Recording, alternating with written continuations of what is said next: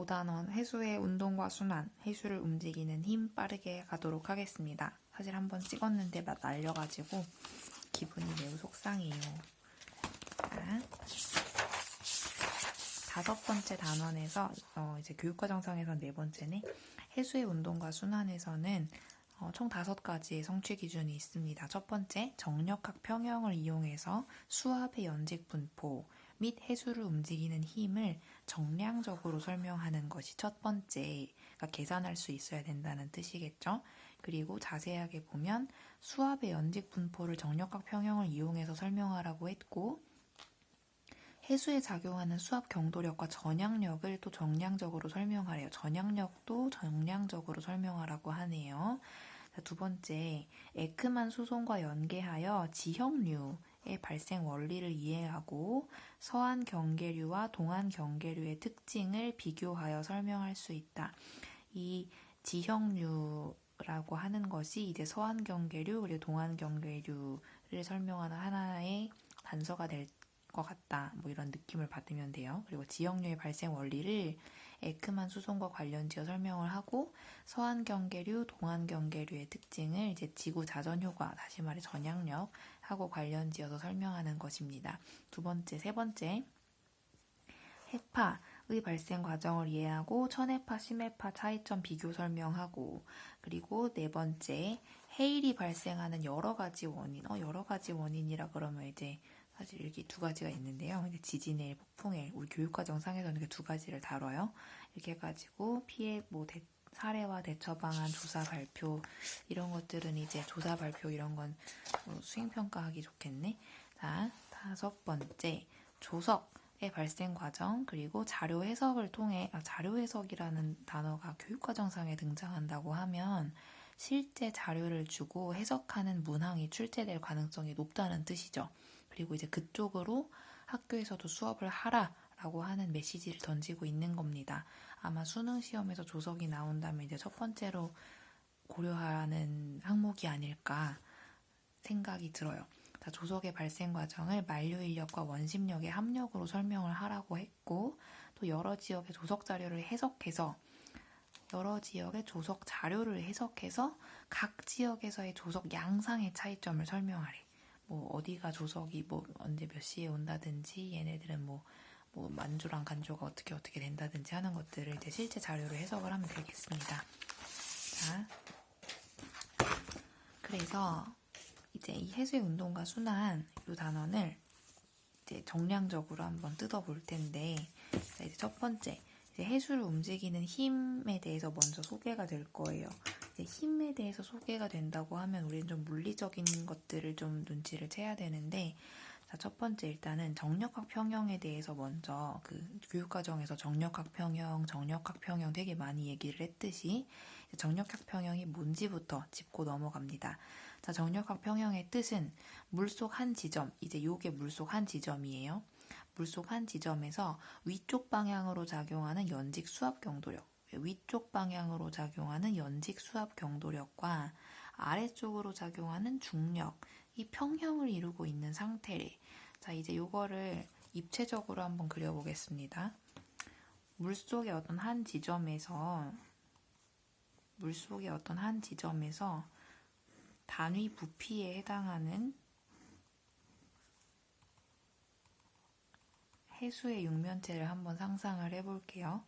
자, 높이는 이제 해수면에서 이제 여기를 Z1이라고 하고 여기를 Z2라고 할 건데 Z1이 Z2보다 더 깊은 위치입니다. 자, 그리고 우리는 요 하나의 육면체에 작용하는 2가지 힘을 고려를 할 건데, 첫 번째는 여기 질량 중심이라고 하고요. 위쪽으로 작용하는 연직 수압 경도력,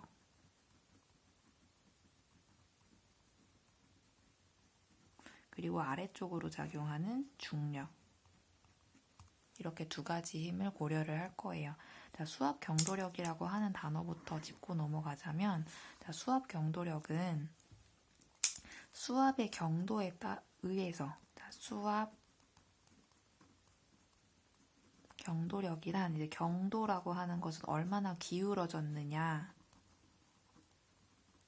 영어로는 gradient라고 하고요. 이 수압이 얼마나 기울어졌느냐, 다시 말해서 수압이 높고 낮음의 차이가 있을 때 수압이 기울어진 것에 의해서 작용하는 힘이 수압 경도력입니다. 따라서 수압이 높은 곳에서 낮은 곳으로 작용하는 힘이야 라고 생각하면 될 거예요. 자, 그러면 해수 표면에서 우리는 깊이 들어갈수록 수압이 높아진다는 걸 알고 있어. 그러면 수압은 깊은 곳에서 높고, 자, 깊은 곳에서 수압이 높고, 얕은 곳에선 수압이 상대적으로 낮기 때문에, 그럼 이 사이에 있는 이 물체, 그러니까 하나의 단위 부피의 해수는 수압이 높은 곳에서 수압이 낮은 쪽으로 힘을 받아요. 위쪽으로. 따라서 이 수압 경도력의 방향은 아래에서 위쪽입니다. 자, 그러면 다시 이쪽으로 돌아와서 이쪽 아래쪽이 위쪽보다 수압이 높기 때문에 작용하는 힘이야. 자, 그러면 아래쪽의 힘과 이 아랫면에 작용하는 힘과 윗면에 작용하는 힘이 차이가 있다는 뜻이잖아요. 그죠? 자, 그럼 아랫면에 작용하는 힘과 윗면에 작용하는 힘의 차이를 한번 계산을 해보자. 자, 아랫면에 작용하는 힘을, 자, 단위 면적, 자, 이 직육면체의 이제 요 높이는 델타 Z라고 쓸 거고, 이 단위 면적, 정육면체니까 옆면의 넓이는 A라고 하겠습니다. 자, 압력은, 자, 압력은 단위 면적분의 힘이지. 그죠?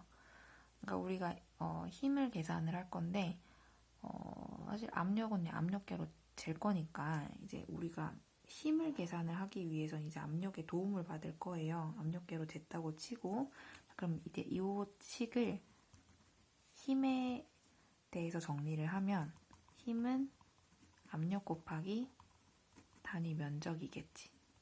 그러면 우리 이제 압력을 이쪽 밑에 Z1에 작용하는 Z1 깊이에서 작용하는 압력을 P1이라고 할 거고, Z2 깊이에서 작용하는 압력을 P2라고 할 겁니다.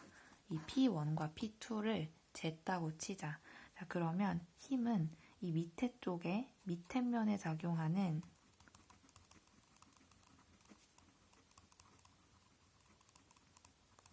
밑면에 작용하는 힘에서 윗면에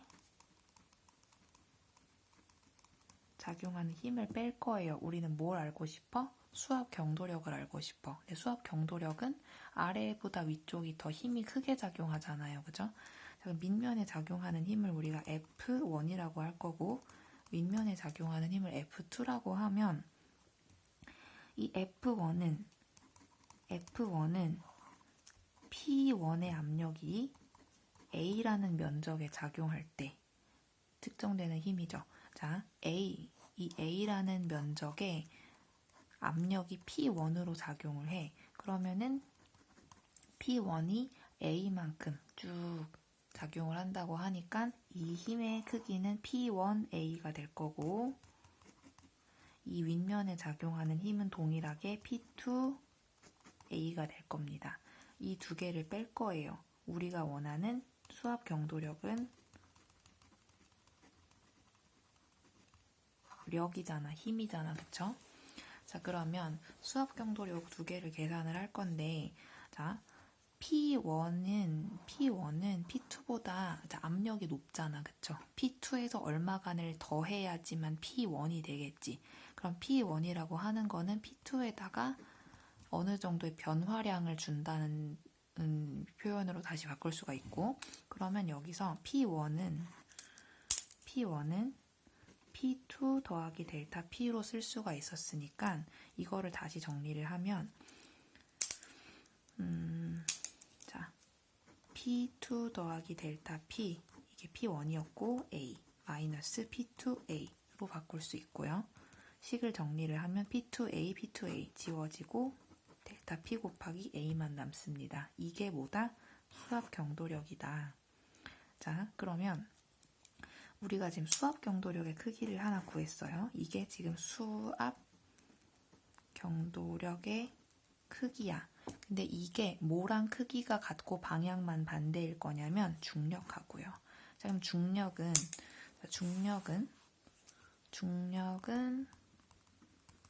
보통 mg라고 표현을 하죠. 질량 곱하기 가속도. 자, 근데 우리가 지금 요 단위 부피에 해당하는 요 해수의 질량을 측정한 게 아니잖아요. 그러니까 상상을 해보면 내가 바닷속으로 꼬르륵 하고 들어갔는데 이 바닷물 1 곱하기 1 곱하기 1, 이 1세제곱미터의 질량을 어떻게 측정을 할 거야? 내가 측정할 수 있는 건 밀도뿐이에요. 그죠? 부피와 밀도뿐이야. 자, 그러면 부피와 밀도라는 값을 가지고 질량을 알아내야 될 거예요. 자, 우리는 부피분의 질량은 밀도라는 거를 알고 있어. 그리고 나는 밀도계를 이용해서 측정할 수 있고요. 부피는 1 곱하기 1 곱하기 1이니까 측정할 수 있어. 그럼 이거 두 개 가지고 이거 알아내면 되지. 자, 그러면 이 m을 내가 측정할 수 있는 값으로 표현을 하는 거예요. m은 로 곱하기 v야. 그치? m은 로 곱하기 v야. 그리고 여전히 중력 가속도는 남아있어. 자, 근데 이 v는 밑면의 넓이가 a이고 높이가 델타 z입니다. 따라서 로 곱하기 밑면의 넓이가 a이고 높이가 델타 z인 직육면체에 이렇게 표현을 하는 거죠. 자, 이 중력이야. 이게 중력의 크기야.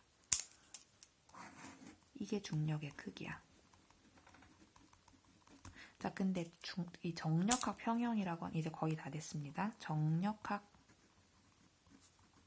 평형이라고 하는 것은 이 연직 방향의 수압 경도력하고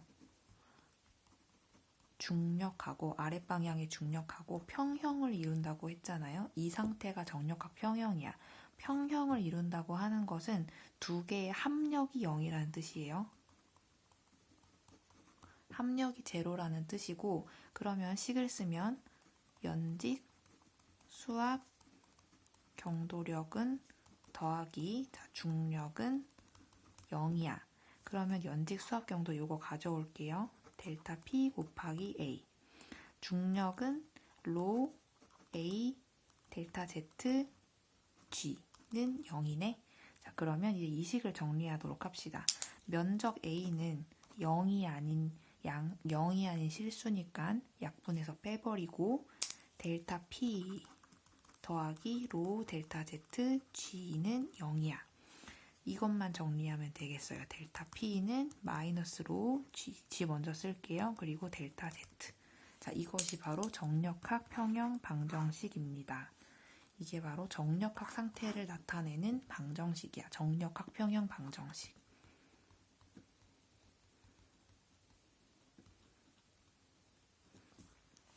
이제 좀 더 그 미적분하기 좋은 형태로 바꾸면 이렇게 쓸 수도 있어요. 이제 나중에 이제 이 델타랑 이 델타 P하고 델타 Z를 좀 더 이제 미소 단위로 줄이게 되면은 dP, dG는 마이너스 로 G 이렇게 써가지고 이제 뭐 깊이 0부터 깊이 10m까지 이제 압력 뭐 적분하라 그러고 막 이런 경우도 있어. 고급 지구과학 들어가면. 하지만 이제 우리는 미적분까지는 안 할 거니까 이렇게 델타로 씁시다. 이게 지금 정력학 평형 방정식이고요. 자, 이렇게. 자, 됐어. 자, 이렇게 돌아와서 책으로 돌아오면 정력학 평형은 자, 연직 수압 경도력하고 중력이 평형을 이루는 상태라고 했고, 연직 수압 경도력은 해수의 깊이에 따른 수압차 때문에 생기는 힘이야. 그래서 아래에서 위로 작용하는 이유는 아래가 수압이 높고 위가 수압이 낮기 때문이죠. 수압이 높은 곳에서 수압이 낮은 쪽으로.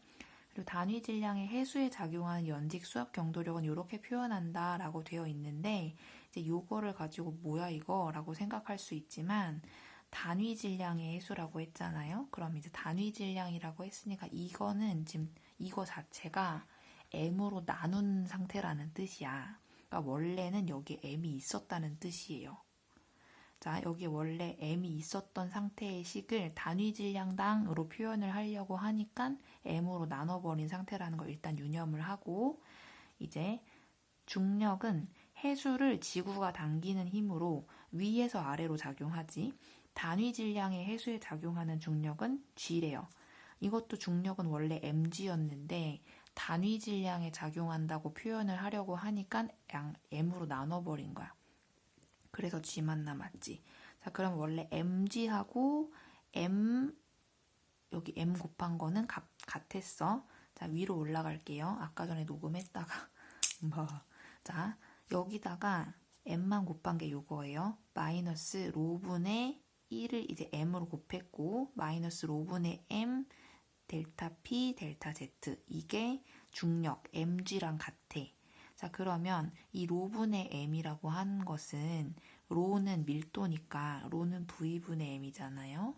그럼 이제 요거를 형태를 바꿔서 로분의 m은 m분의 v로 바꿀 수가 있지. 그죠? 그런 다음에 이제 m 델타 p 델타 z 그대로 남기고, 자, 이 상태라고 해봅시다. 그럼 이제 로분의 1은 m분의 v였지. 로분의 1 m, 여기서 m을 제했어. 그러면 v만 남았어. 그래서 이제 델타 z분의 델타 p 그리고 마이너스 v만 남은 상태고, 얘가 여전히 mg랑 같을 거예요. 근데 v라고 하는 것은 a 곱하기 델타 z잖아. 그치? 그러니까 a 곱하기 델타 z, 요거는 이렇게 해가지고 a 곱하기 델타 z 어디 갔어? 자, 그래서 이제 요거를 요렇게 이제 밑으로 보냈다고 치면은 결국은 요게 돼. 그치? 해봐. 자, 해볼까요? 마이너스 v 델타 p 델타 z는 mg야. 그리고 나는 이제 요것만 남기고 싶어. 델타 p 델타 z는 mg 그리고 곱하기 마이너스 v분의 1 요렇게 해. 자, 그러면 마이너스 v분의 1이라고 하는 거는 v는 로 m이잖아요. mg 곱하기 마이너스 로 m 로 v v는 v분의 1 얼마야? v분의 1은 m분의 로지. m분의 로. 그럼 m 지워지고 마이너스 로지만 남지. 자, 결국은 똑같은 식입니다. 자, 그래서 이렇게. 그래서 이걸 계산을 해보면 이제 G는 중력가속도니까 9.8 정도가 되고, 로는 1이잖아요. 대충. 완전 1은 아니야. 1보단 좀 높고 1.032, 1.033 막 이런 값을 가지지만 대강 1이라고 두고, G도 9.8이지만 뭐 10이라고 둔다면 수심이 10m 깊어질 때마다 수압은 한 1기압씩 증가한다. 이런 이제 대략적인 값이 나옵니다. 그래서 물속으로 1m 들어가면 10기압이 높아진다 라고 생각하면 돼요. 자, 그래서 수압이라고 이게 이제 정력과 평형에 대한 내용이었고, 해수의 정력과 평형은 연직 수압 경도력과 중력이 평형을 이룬 상태를 말합니다. 자, 여기까지가 이제 요 내용이었고, 이제 수압이라고 하는 것은 아까 전에 이제 압력 P라고 표현했던 거잖아요. 물속의 한 점에서 받는 압력의 세기. 자, 모든 방향에서 같은 세기의 압력을 받아요. 우리가 물속에 들어가면 얼굴만 찌그러지는 거 아니고, 발만 찌그러지는 거 아니고, 막 아래 위로만 축소되는 거 아니고, 이제 온몸으로 다 힘을 받잖아요. 그죠? 그러니까 모든 방향에서 같은 세기의 압력을 받고, 크기는 P, 수압의 크기 P는 로 G, Z다. 이것은 이제 요 식에서 요 델타만 빼고 마이너스 뺀 거지. 마이너스는 왜 빠졌을까? 이건 크기이기 때문에 방향이 상관이 없는 스칼라 값이에요. 따라서 벡터가 아니고 방향을 고려하지 않아도 되니까 압력은 그냥 숫자만 나. 로 G, Z. 자, 그리고 Z가 이제 해수면 표면에서 이 지점까지 들어간다고 했을 때, 깊이가 0이었을 때는 이제 압력도 0이었겠지. 자, Z가 0이었을 때는 압력도 0이었어. Z가 이만큼 내려오면은 P는 P가 될 건가? Z가 왜? 델타 Z만큼 내려왔을 때 델타 P만큼 변할 거잖아요. 그럼 Z만큼 내려왔으면 P만큼 변하겠지. 그러니까 여기가 Z가 되면 여기도 그냥 P가 되는 거야. 따라서 이제 P, 로 GZ고 특징, 해수의 밀도는 거의 변하지 않으므로 수압은 대체로 깊이에 비례하는 값이다 라고 보면 되겠습니다.